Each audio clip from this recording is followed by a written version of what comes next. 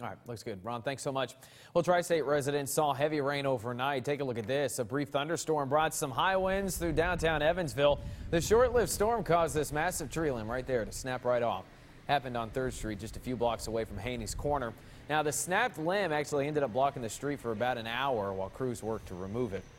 Meanwhile, in Evansville, home unexpectedly collapses and damages nearby homes in the process. This is what the house at 1018 West Virginia Street looked like prior to that collapse about 2 o'clock yesterday afternoon. And this is what it looks like right now after causing damage to that nearby house. The Evansville-Vanderburgh County Building Commission was on the scene investigating.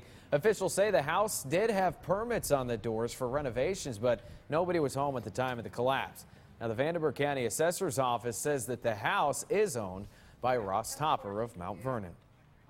And in other news this afternoon, as we remember those who paid the ultimate price for our freedom, today is also the unofficial kickoff for summer. Several people will be hitting the water, and the Department of Natural Resources is reminding people to have the proper boating and fishing licenses. Indiana DNR officer Paul Crockett says he has full police power, and he's even arrested people for different offenses, including boating while intoxicated. Now, Crockett told Eyewitness News that two of the most effective ways to prevent boating accidents and deaths is just to be responsible with the alcohol and, of course, to always be prepared. We have quite a few drownings this time of year and boat accidents resulting in drownings. And a lot of those could be avoided if people would just wear their life jackets. You guys gonna work today? Crockett says a boat is required to have at least one wearable life jacket for each person on the boat. The DNR, meanwhile, highly recommends always wearing a life jacket when you're out on the water. But of course, Memorial Day is about more than just going out on boats and grilling out. The day actually has a long history dating all the way back to the Civil War. The U.S. Department of Veterans website says a few years after the end of the Civil War, May 30th was established as Decoration Day, which was a day to decorate veterans' graves with flowers. Then in 1971, Memorial Day was officially declared a national holiday and placed on the last Monday in May. And then in December, the president signed into law the National Moment of Remembrance Act, encouraging all Americans to pause for a minute of silence at 3 p.m. local time to remember and honor those who have died in service to our nation. And the McCutcheonville Community Church spent their Memorial Day weekend honoring the fallen as well. Members continue a tradition that started in the late 1800s on Sunday, beginning the service at the McCutcheonville Cemetery with a song.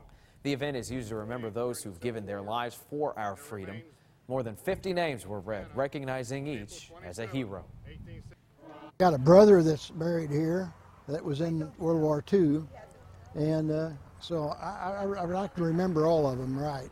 So it makes me feel good to remember them.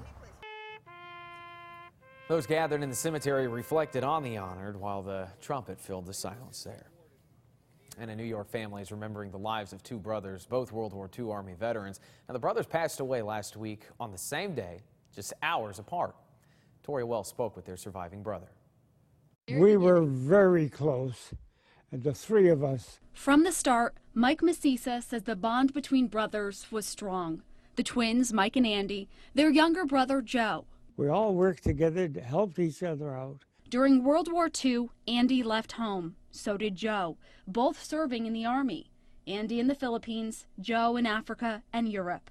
Mike stayed home to help take care of the family and the farm. You must have been so proud of them. Oh, yes.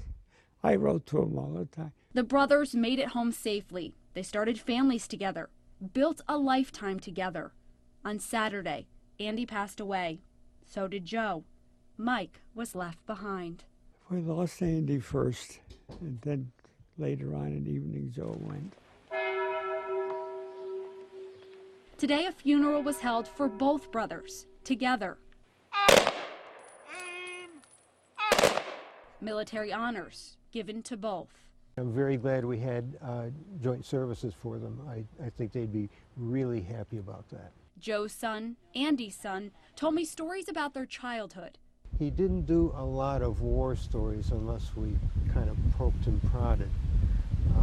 You know, it's called The Greatest Generation, and I think it's typical that they are quietly proud. And he was a good man. He had good values all his life. And to this day, that's the most valuable thing he ever gave me. Their memories are of their fathers as individuals, but often of their fathers and uncles together. That bond love of family, and service are the legacy they're leaving behind, and a brother to help the family remember their stories. We had a good life together, all of us. Very good story. In Louisville now, small American flags now cover a portion of the waterfront, spelling out USA. The group Flags for Vets has been doing this for 8 years now. The group also places flags on gravesites of veterans in 42 states. After Memorial Day, volunteers collect the flags and distribute them across the United States for those graves, including 6,000 reserved for Kentuckiana. Now, a Vietnam veteran who volunteers says these types of events make him feel like part of a family. They're all brothers. You know, it don't make any difference if there's a storm, Iraq, Afghanistan, we're all brothers. And according to the National Archives, more than 116,000 Americans died in the First World War. In World War II, more than 400,000 Americans were killed. That's an average of nearly 300 deaths per day. More than 3,600 Americans killed during the Korean War. Another 58,000 Americans killed during Vietnam. More than 2,200 Americans have been killed in Afghanistan, and now 4,500 Americans have lost their lives in Iraq. Well, last week, the 3rd U.S. Infantry Regiment placed more than 228,000 flags at grave sites in Arlington National Cemetery to honor America's fallen heroes. The tradition, which is known as Flags In, has happened each year right before Memorial Day since 1948.